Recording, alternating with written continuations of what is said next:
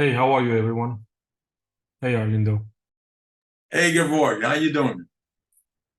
Good, good. Great. Excited to be here today. In here, man. Yeah, I saw it. We're just waiting a little longer, give them 5 minutes, and then we start it. Sounds good. All right. Thank you, man.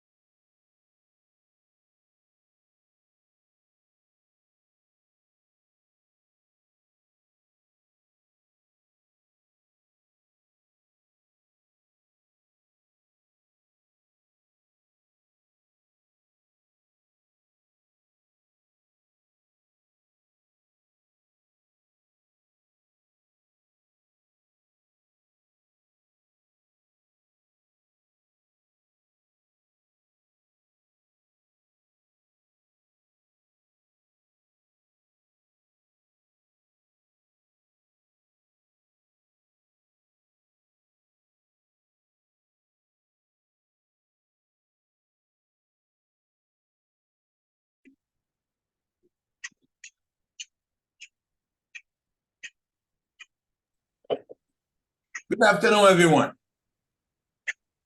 Good afternoon. Good afternoon, Armando. Good afternoon, everyone. Good afternoon. Good afternoon, everyone. How you guys doing today? Doing good. Doing good. Good, good. Happy today's Friday, yeah. Yeah. What about you guys? Yes. Good. Guys, look, I am very excited for this meeting. Very excited. And one more time, I'd like to thank Gevorg to take the time to be here with us and share his experience. Guys, I've been in the business for many years, more than 15 years, been a broker for more than 6 years. And I've been advising agents, new agents, agents with 5, 10 years of experience. But sometimes, or let me say most of the time, the agents, they hear the advice, but they don't put in practice. And then things doesn't happen. And often I see people come and say, oh, nothing is happening, nothing is happening. But in fact, that you're not doing much. And that's the reason why nothing is happening. And the reason why I brought Gevorg, because Gevorg, we've been friends for a while. We are friends. He's not just one-way realty group agent. No, he's a friend of mine. And he was my student at Gold Coast.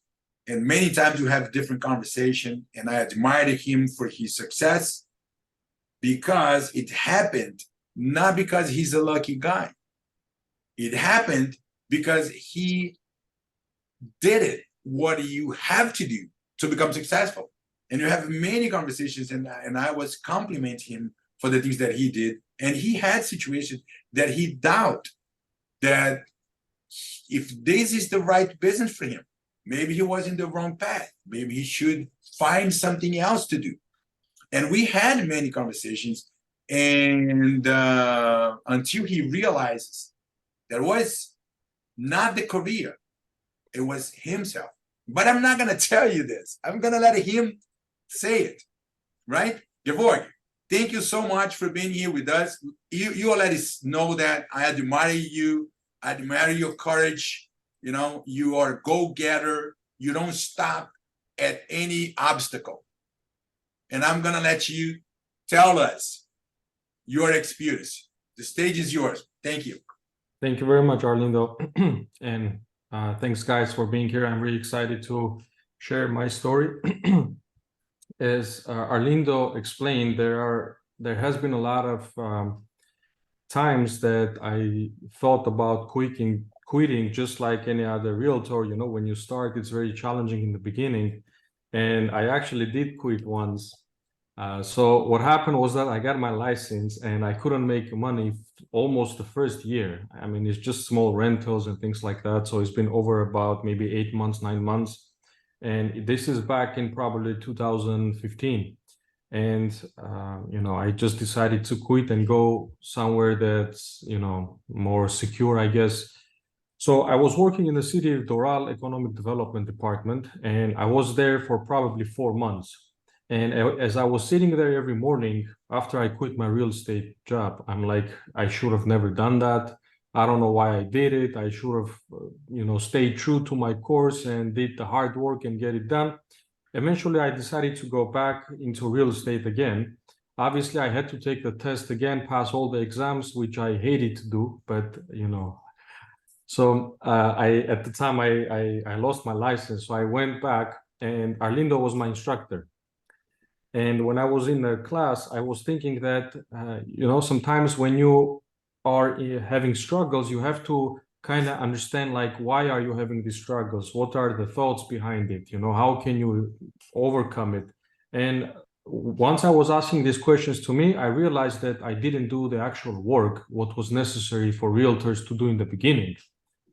So like I was thinking, I was asking myself question, did I hand out business cards, at least 200-300 a day? Did I do it? No, I didn't do it. Did I knock doors? No, I didn't do it. Did I do cold calling? No, I didn't do it. I was just, thinking that I'm going to be lucky, somebody will see me, whatever, through friends, and I'll be able to make a deal. But it never happened, So when I came back and I was taking the course, and we met with Arlindo, we became good friends, and he was telling me a lot of stories. I believe one of them was about Hernan Cortes, when they just came to America discovering it. He was telling a story that they burned their ships so for them to be successful. And I was like, wow, that sounds very, interesting. So, when you have a safety net, you will not, succeed, because you're always thinking that if I fail, there's, somebody or something that will catch me. So I started to take that into my life, and, I planned. So to make the story short, I started to do the actual work. Arlindo gave me the advices. He told me to go knock the doors, ask people who already have listings, try to do open houses and show their properties. Maybe they're busy. And eventually, one after another, I was able to get some more listings, more clients, and was able to successfully close on the deals. And once you close few deals, you start to become more confident in you, and you try to see what's your strength, what you should focus on more. And eventually I started to be more interested into real estate development. As you can see, the hat in the back, and then the plans right over here. So now I'm doing a lot of projects myself, and I'm still a realtor. Obviously, I'm still closing deals, but at the same time, I am also working on my own development projects. And I also work with investors who invest in the projects that we develop, right? And then obviously we as a group will sell these projects too. I was telling that to Arlindo, that I would love to partner up with people who are interested to sell this project with us, like obviously having the listing and doing showings, presentations, because this will be all pre-construction projects. So we'll prepare the marketing, materials. We'll provide it to you, and then you can probably divide into groups, or you can do presentations with the different brokers' offices, and then if you get a sale, the in-house commission that will come from us will be 3%. And then if you have if you are the procuring cost for a buyer, then you also get the other 3% commission, right? That's something that I'm willing to do, because I'm trying to concentrate more on the development side than more on real estate. But when there are deals, obviously I have to do the deals. And if I bring the buyer, then of course I'm entitled to the commission. But long story short, we started a project called the Estates at Coral Reach, which was a 4-unit townhouse project. That was actually our first project that we did, which was an instant success. We had over 80% return on investment back, right? That's something unheard of. But we were able to be very successful on that. We were planning to sell the townhouses around 850,000. We were able to sell them at 1.263, almost 1.250 and above. Then we took the money that we made from there. We started to invest in 7 units, 8 units, into another 3 units, 4 units. Eventually, now this project that I'm doing is over 200 units, and this is in less than 4 years, right? So I am happy to share the details, and if somebody from our group is interested to learn more about development and interested to take that course of action as I'm taking, then I'm willing to teach you guys as well how it works, how it's done. And you are welcome to participate in our construction. Come take a look at it, take some videos, marketing. And at the end of the day, we are one team, one big family. So if we can help each other, then we should, right? So if you have any questions, let me know. I'm happy to answer them, but just wanted to give you a short, just to stay true on the course, and hopefully you will find success as well. So thank you very much. Gevorg, let me ask you something. How did all of this start? I remember that you told me that you realized that you were not doing what you were supposed to do. That, you just repeat that, but you told me on the phone. What did you start doing when you realized that you were not doing what you were supposed to do? What did you start doing? Yeah, so basically that was the actual turning point, because once I had the bills kind of piling up and I saw that nobody's helping, nobody's going to give me any leads, nobody's going to kind of give me clients to make money, obviously, right? Everyone has to make their own money.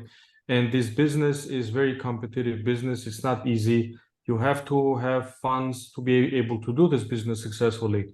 But I realized that the best way is to learn on the field, which I did, which is to watch some, YouTube videos, and obviously with Arlindo's advices, I went and I started to knock doors. I had, my friends' houses. I would put signs, even though they were not for sale. But I'll ask them, hey, if I bring you a buyer, would you sell? He would say yes. But obviously, these were like, houses that they didn't want to sell. But I just had to put my sign, and people would call me.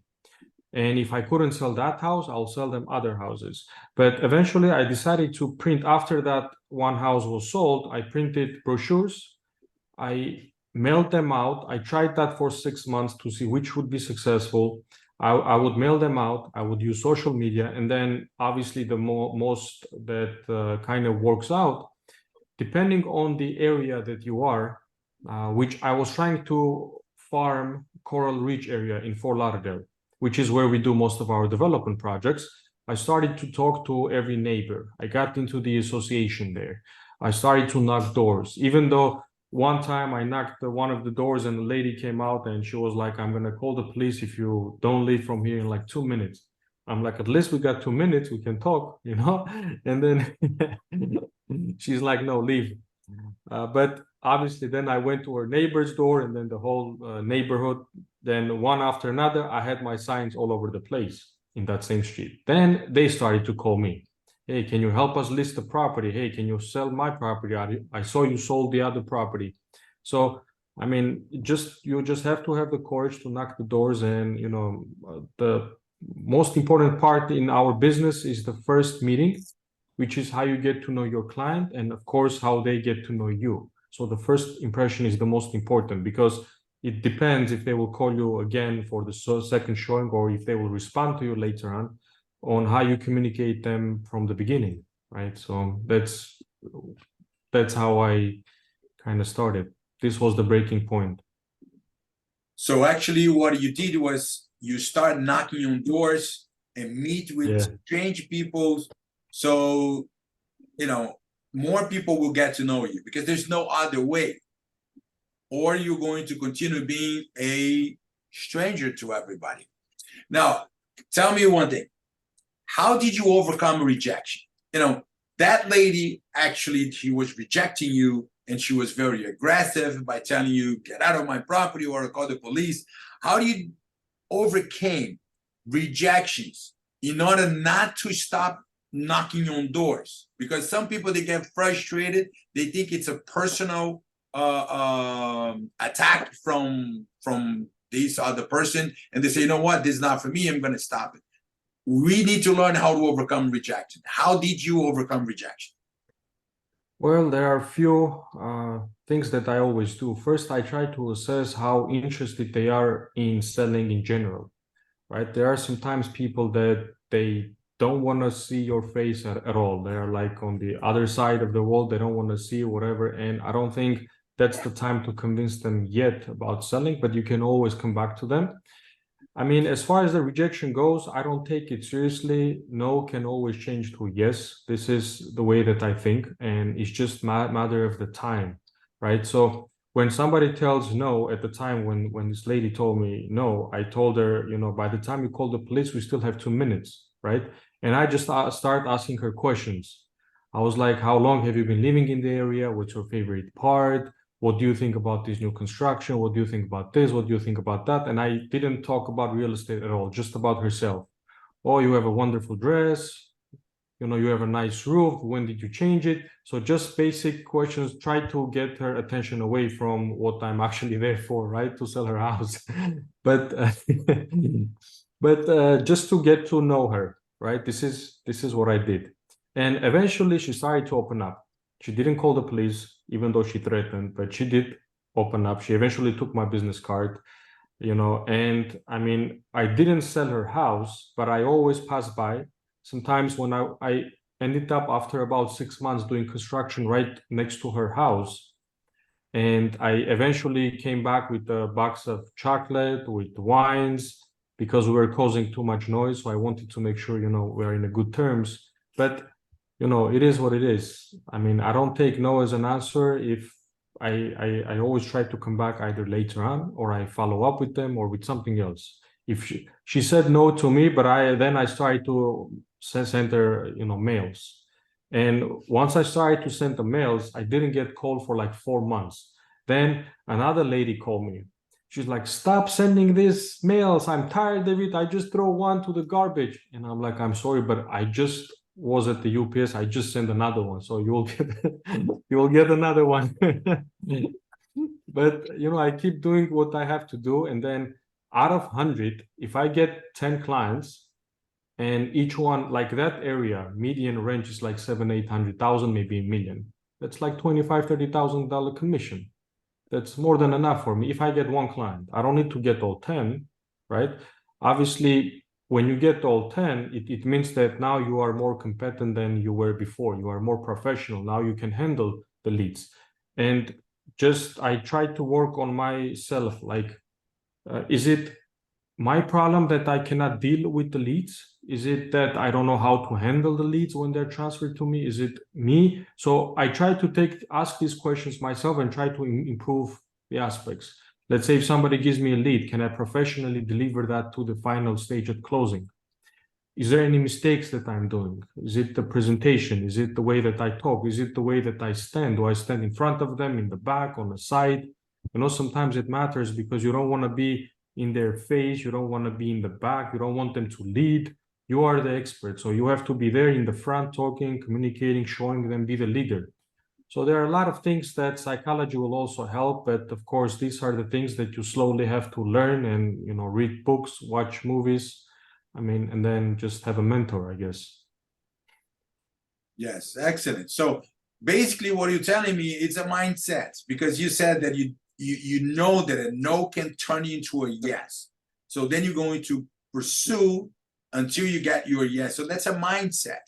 So you put your mind to go prospective and don't get disappointed or frustrated if you get a rejection. That's what it is. Now, yes. Another thing that I admire in you is that you had one great challenge in front of you. So that's when you start moving your career into development. You had an investor that contacted you to buy some houses, demolish those houses, and build the townhouses, if I remember well, because we had that conversation a long time ago. Actually, it's not so long. Guys, remember one thing. Gevorg started the business 4 years ago. He's not in business for 20 years. It's 4 years ago. And he was frustrated at the beginning. And then he realized that it's his fault. It's not the business fault. It's not that the life is against him. The universe doesn't want to help him to become successful. He realized that it's 100% his fault. Our success depends 100% of us and our mind. That's how we get successful. Or not successful. It's your decision. You can change your life today if you want to.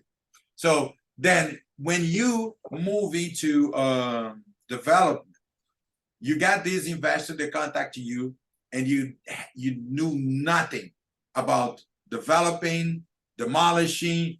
What happened? Tell us that story, because that's the story that changed you from just working with buyers and sellers and start work with investors and development.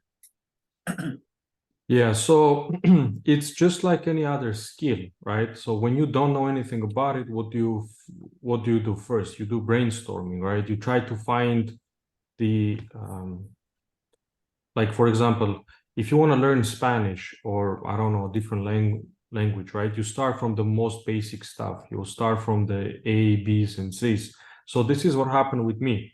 I had a client who was actually interested to buy and, like to flip a house. They wanted to do that. And I presented him a property. Actually, the one was in Fort Lauderdale, and he really liked it.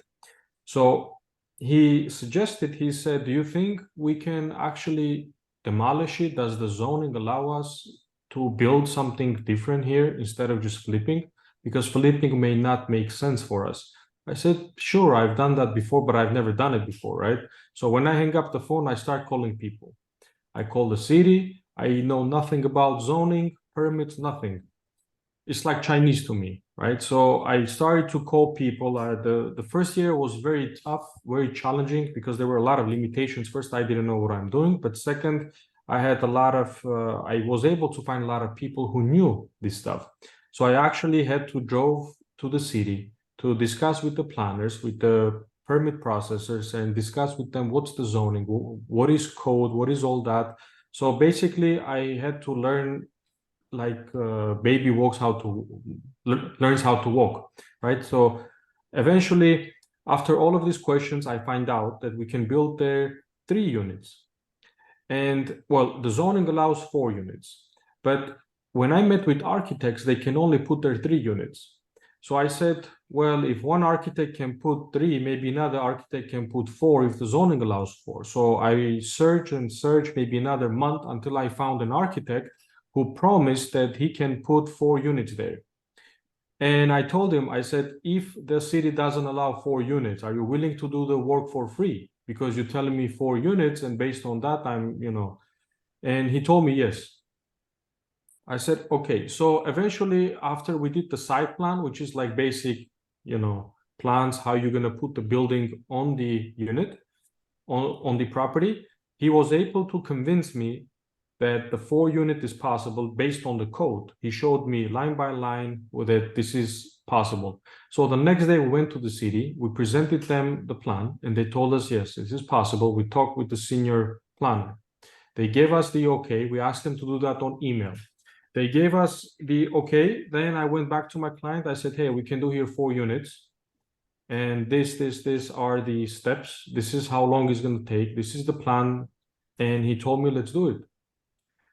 Because of that details that I was able to gather. If I had told him, you know what, we can do flip, don't worry. I'll just buy and resell. I'm going to make a commission on both ends. I'm happy.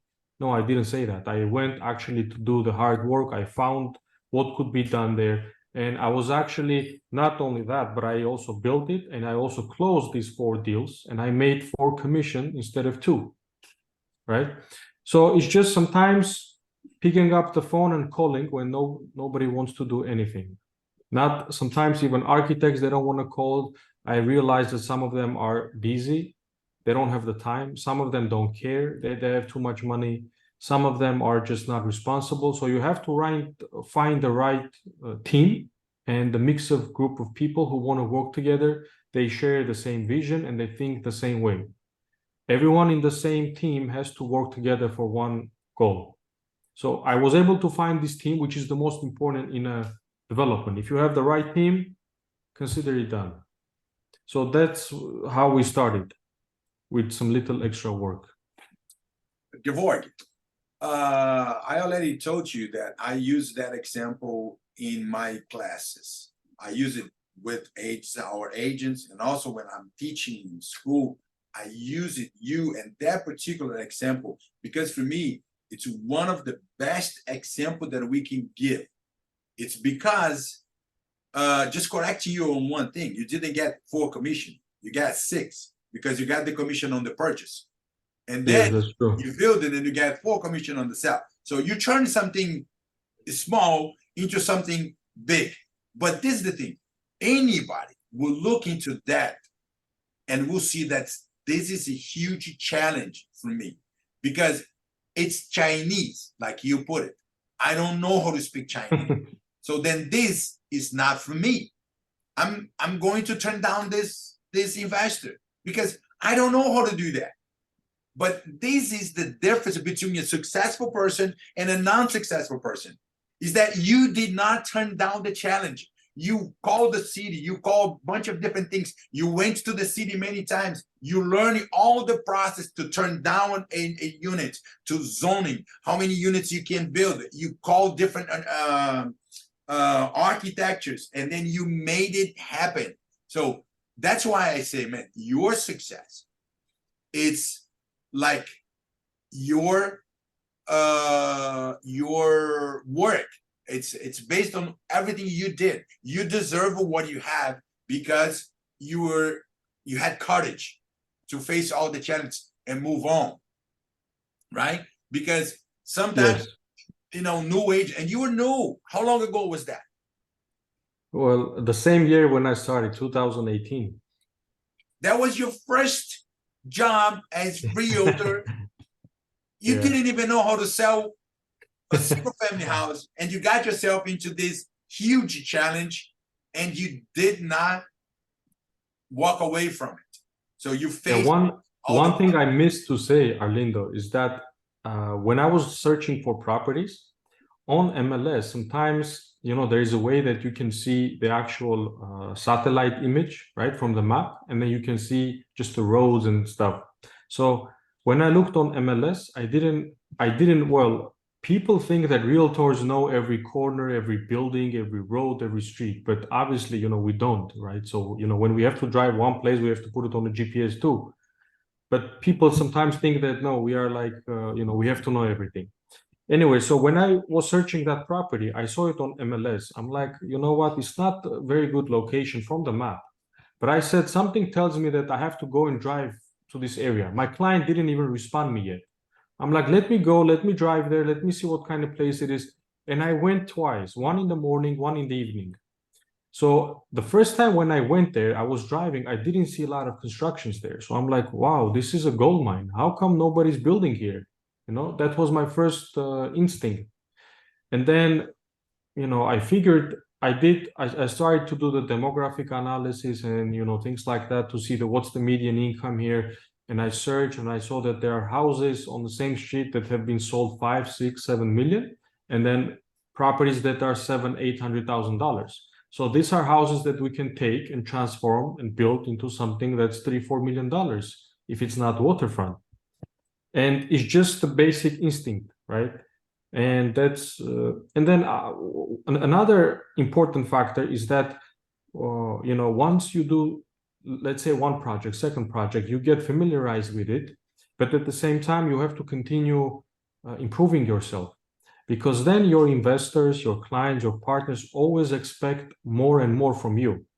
If you at one point think that you know more, then your competitors will come and take your position, and then you will be left out, right? So doesn't matter where we are, what we do, I always try to get some new books, learn, always stay on top of the industry. Like, I'll share one book right now that I'm reading, The Art of the Deal by Trump. This is about a development, very good book.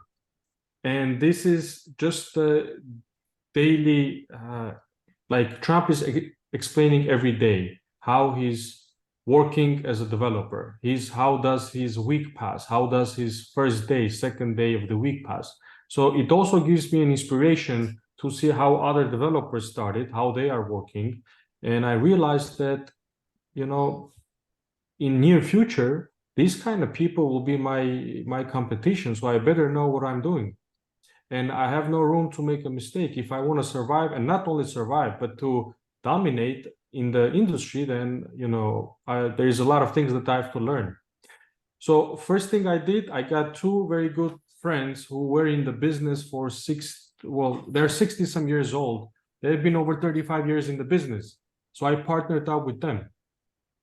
I offered them a percentage from the profit as an equity, even though they didn't put any money. But on every development, I'm giving them equity partnership for their advisors. One of them has built over 5,000 units. He's a developer. He's my friend. And then the other one has been in the construction for over 25 years. So I was able to, in my first year, to find these people, realize that these people can give me something that I don't have, which is the experience. And I don't have the money to pay them, right? So I have to pay them, but somehow I was able to convince them that they will get paid when I'm successful and when I sell the projects, right? That also takes a lot to negotiate with them. Who's going to do free work? So sometimes we have to think outside of box. Yes. To make it happen. So what I think is this, and I'm gonna show you, I'm gonna share the screen, and I'm gonna let him tell you a little bit more about this. is that life throws you a challenge. If you reject, you see that it's not going to send you any more challenge on that area. But if you take it, will send you, because it like the life understands what is going on. So you took the challenge, means you're ready for something bigger.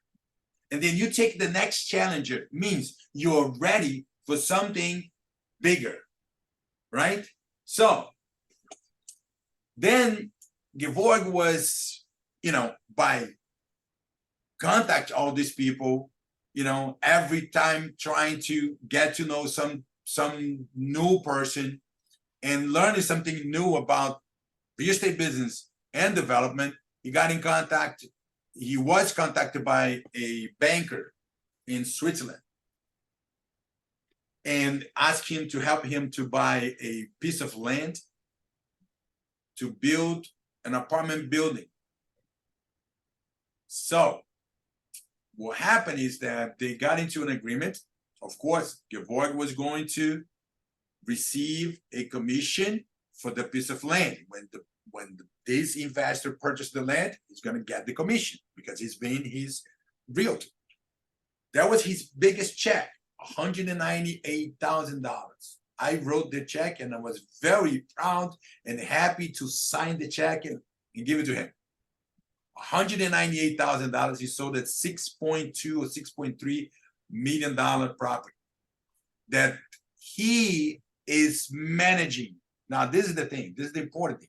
The guy doesn't want him as a realtor only, and that's what he learned all the part of the development, because he went an extra mile.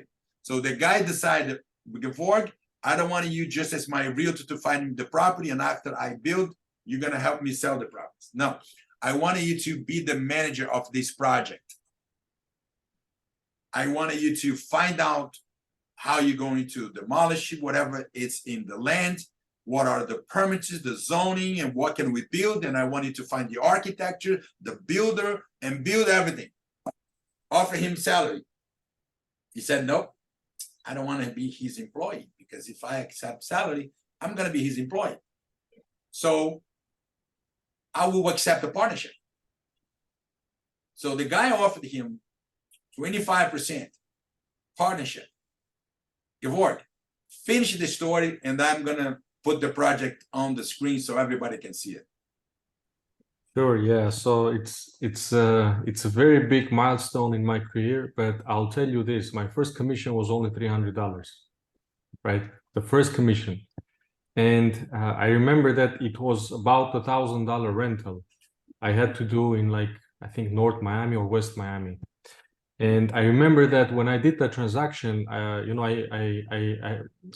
remember the apartment. It's like 2-story apartments, garden style apartment. And I remember in the backyard, there was a chicken, You don't see that a lot in Miami, but in the backyard, there's a chicken. So I was going up the stairs and, I'm like, $300 commission. It's not going to pay my car. It's not going to pay nothing, but I have to do this because Arlindo told me that you cannot make thousands of dollars of commissions if you don't know how to deal with the $1,000 client. You have to learn from the beginning. And I said, okay, I came back to office. He gave me the check, $300. And he said, do you want to see another zero next to it? I said, yes. Do you want to see another zero next to it? I said, yes. He said, then you have to go work, But like, the good thing about our career is that we can make more money than attorneys, doctors, even president. But we have to work for it. I remember that when I made this $300 commission, right next to me was another guy that had a $54,000 check. And he was holding his check like this and running around in the office. Oh my God, 54,000. And I'm taking my check, only $300. And I'm like, I gotta work harder. This guy just had 54,000 and I got only $300. I'm like, come on.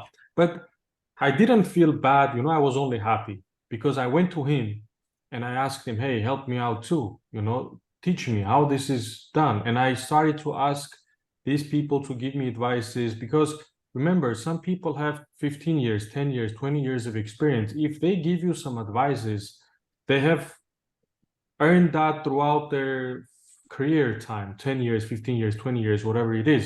And you know, as far as the largest commission, yes, it was the largest commission yet, but it's going to be more because we have to keep working hard and getting more commission. But yes, when I got that check, almost $200,000, my knees were shaking. I've never seen that kind of money in my life, you know, and that money is being given to me. But you know, it is what it is. We work hard, we solve problems for our clients. That's why we get compensated, right? We are consultants, we are advisors. If we give them good advice, we take care of our clients, they'll be happy, they'll continue to work with us and invest with us. So that's what happened. And now we are not only tasked with obviously buying and selling of this whole project, but we'll be the ones developing it. We'll be the ones building it, and we'll be the ones owning and managing it. So this project is a 200-unit mixed-use development that we will keep it. We won't be selling it. So this will be 200-unit rental building that we will keep it. And yeah, this is the building. It's in Hollywood on a federal highway. And I forgot to mention that the architect is Kobe Carr. It's one of the best architects.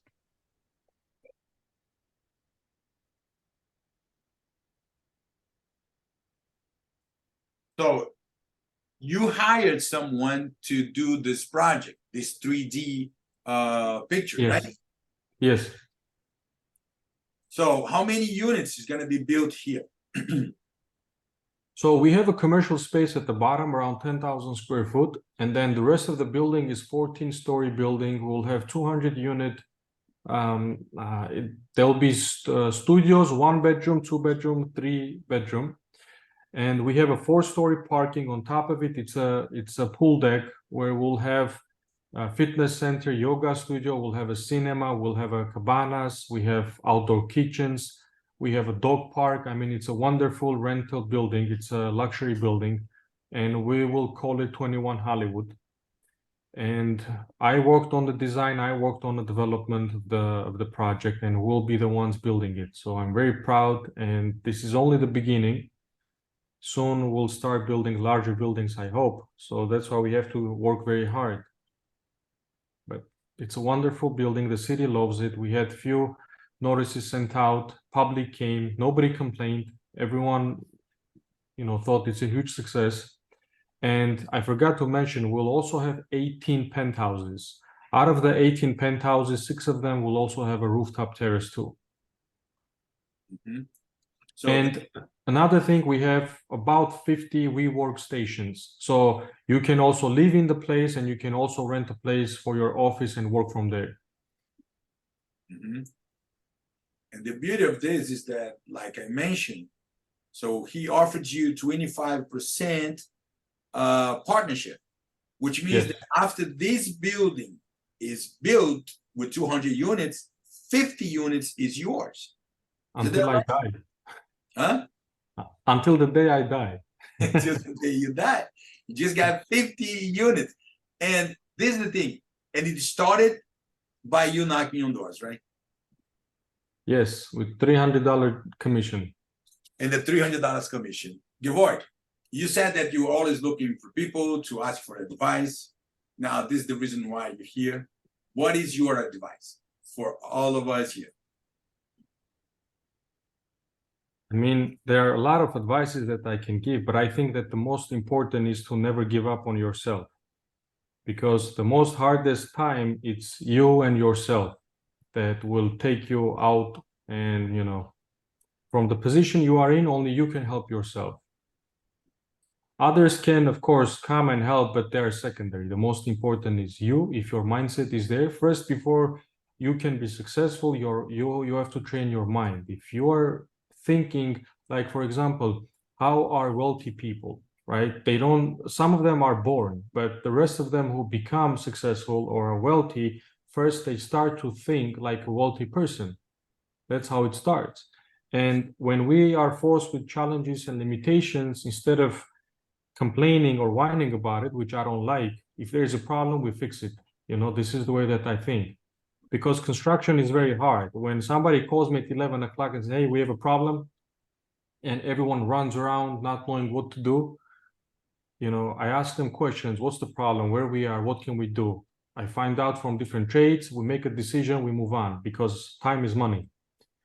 So I think the most important advice is to stay true to yourself, you know, and never give up. If you have dreams like me or better than me, then, you know, stick to it and make sure that you first become successful in your mind, you train yourself, and then, you know, it's like when you take care of your body takes care of you. It's the same way.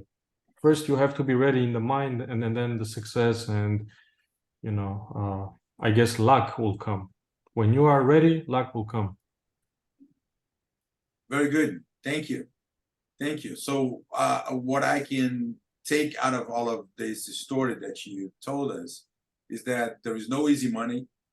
If you don't go out there and work hard, knock on doors, meeting new people every day, making cold calls, nothing will change.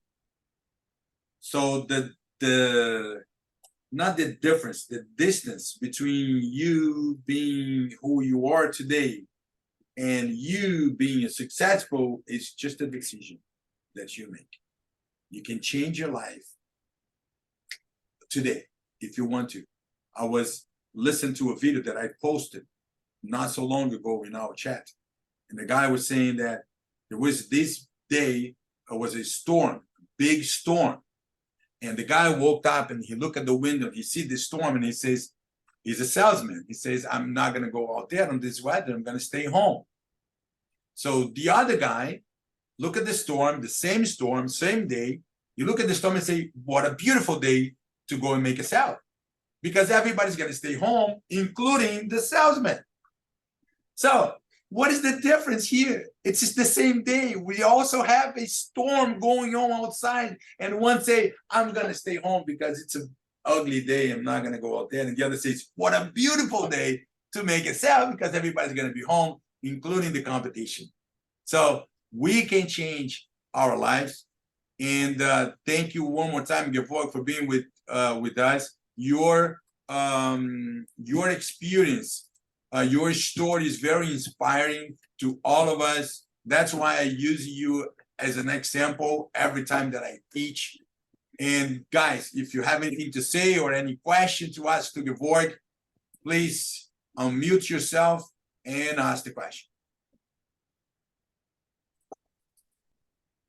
Good afternoon, Gevorg. Hi, guys. This is Diana Young. I have to probably reiterate that your story is incredibly impactful, and you share it with so much humility and so much transparency, you know, because, you know, like a lot of us, we're starting, you know, from nothing, right? But we have our skill set. We have so many resources like Arlindo, who's here to guide us. So incredibly inspiring. And thank you for showing us that it is possible, right? That it starts with the mindset and that hard work, and then that's when everything kind of happens. I did have a question regarding your original deal. How did you structure, for example, from a business standpoint, did you have to open a different company to do your development work, or you know, because I know you're a realtor, but what does the business structure look like when you're moving into the development pieces? Yeah, thank you, Diana, for the question. Yeah, so here you probably see Starlife Group development. So yeah, you have to open up because commission is one thing, but you know, if you are doing some kind of consultation or construction, development, marketing, management, that's completely different. But structurally wise, yes, I would advise you to speak to an attorney because that's the most important thing. In the beginning, of course, we all think that it's expensive because it is, but you know, think of this way. You rather pay $5,000 or $10,000 upfront than in the end 5 or 10% from the profit, right? So that's how I always think. If I have to pay an attorney $5,000, $10,000 today, like I said, I started with $300 commission. I didn't even have money to hire a photographer to come and take photos of the properties that I had listings. I would go to Costco, I'll buy with the credit card, then within 90 days I'll return it. You know, but that's how I had to start, you know, from somewhere. But if you are in a position where you can allow yourself to do that, of course, before you start any kind of business, you have to have your taxes in place. You speak with your attorney and have a good, you know, you have to have always a good CPA next to you. Sure, thank you. All right. Anybody else would like to say something, or we're gonna end the meeting? Gevorg, any last words? Arlindo, just to let the whole team know that we only presented them one project, but we just got the approval of a few townhouses that we are building. One of them is 3 townhouses, the other one is 4 townhouses in Denia. 3 of them are in Fort Lauderdale. We have another one that's 22 coming up in the city of Fort Lauderdale. We're happy to work with you guys. I'm looking for a team of probably, you know, obviously we have limited amount of listings, so we cannot give it to everyone, but everyone in our company is allowed to market it. But I'm looking for, let's say, 2-3 people group that are interested.